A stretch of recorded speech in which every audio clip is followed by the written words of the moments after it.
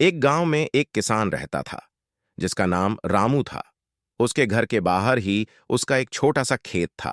उसका पूरा परिवार उसके साथ खेत में काम करने में मदद किया करता था। रामू के बच्चे सब्जियों को पानी भी दे दिया करते थे। इस बार रामू के खेत की फसल बहुत अच्छी थी। वह अपनी पत्नी से कहता है कि इस बार हमारी फसल बहुत अच्छी है और अगर सब कुछ सही रहा तो हम इस बार फसल बेचकर अपना पक्का घर बना लेंगे। इतना कहने के बाद वह अपनी पत्नी सरला से कहता है कि मैं बाजार जा रहा हूं कुछ सब्जियों और धन को बेचने के लिए। तुम खेत में कीटनाशक दवाइयां छिड़क देना।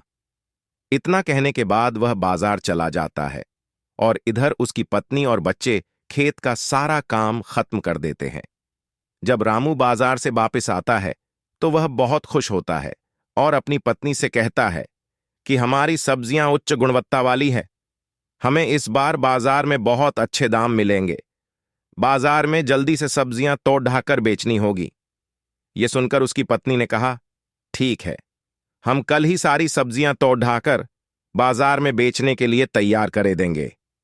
इतना कहने के बाद वह अपने परिवार के साथ खुशी खुशी सो जाते हैं। लेकिन रात में अचानक बारिश होने लगती है। बारिश होने की वजह से रामू बहुत दुखी होता है और वह अपनी पत्नी को उठाता है और कहता है, सरला, यह देखो कितनी तेज बारिश हो रही है। इस सरला भी बहुत दुखी हो जाती है और वह कहती है, हे भगवान, हमारी फसल का क्या होगा।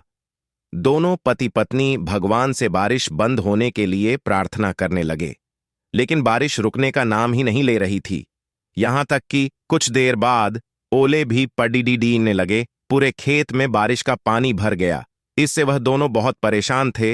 रामू ने कहा, सरला, बारिश का पानी बढ़ता जा रहा है। धीरे यह पानी हमारे घर में भी भरने लगेगा और हवा की वजह से हमारे घर का छप्पर भी टूटने लगा है। दोनों बहुत परेशान थे। किसी को कुछ समझ नहीं आ रहा था कि ऐसी परेशानी में उन्हें क्या करना चाहिए।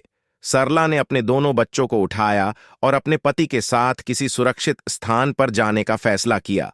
जब वह अपने घर से निकले तो देखा पहले से ही बारिश के पानी की वजह से कई घर टूट चुके थे। पूरे गांव में पानी भर चुका था और गांव के अन्य लोग भी अपना सामान सर पर रखकर गांव से निकल रहे थे। पूरा गांव दुखी था।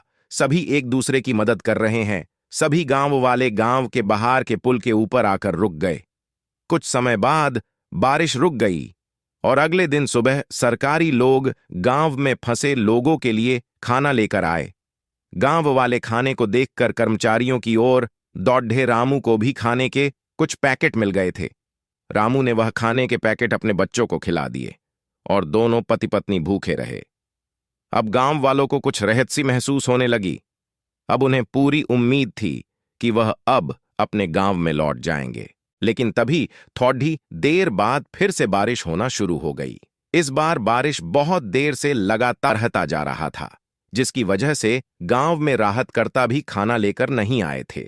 इस रामू ने कहा कि इस बार हमारे गांव में सरकारी गाड़ियां खाना लेकर नहीं आएगी। मैं खाना लेने के लिए गांव से बाहर जाता है। कुछ देर बाद रामू खाना लेकर सरला और बच्चों के पास पहुंचा, लेकिन रामू के शरीर पर बहुत चोट के निशान बने हुए थे, जिन्हें देखकर सरला घबराते हुए बोली, यह सब कैसे हुआ।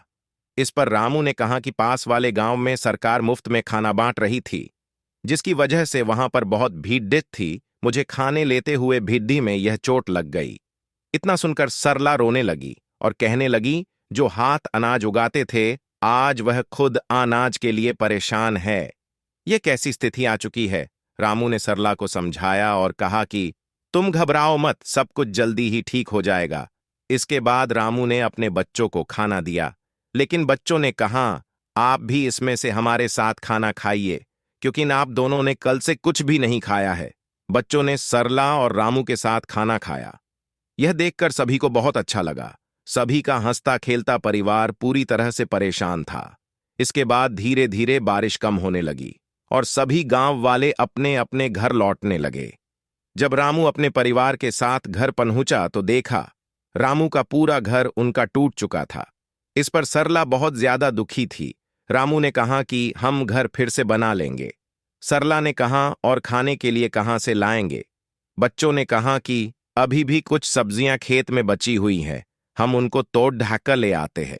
बच्चे सब्जियां तोड़ ढहने में लग जाते हैं। रामू और सरला अपने घर को फिर से बनाने में लग जाते हैं।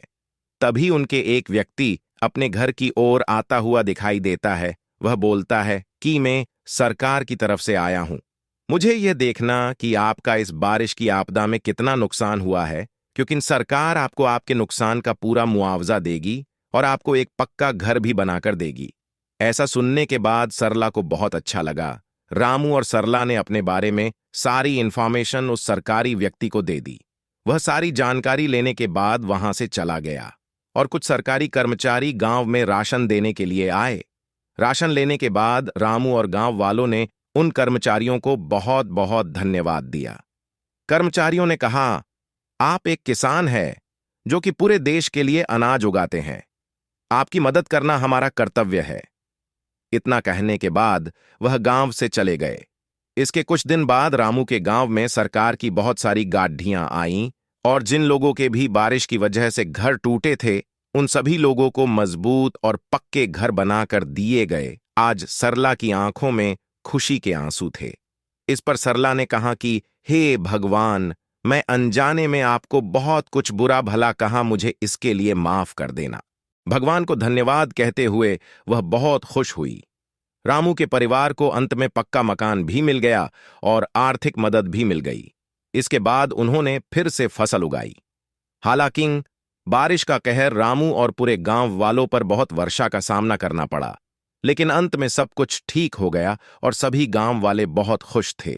इस कहानी से हमें यह शिक्षा मिलती है कि जब आमिर लोग अपने पक्के घरों में बारिश का आनंद लेते हैं, वही एक गरीब किसान अपने खेतों को बचने के लिए भगवान से प्रार्थना करता है। आज भी कई गांव ऐसे हैं जहां पर बारिश के कारण लोगों के घर टूट जाते हैं।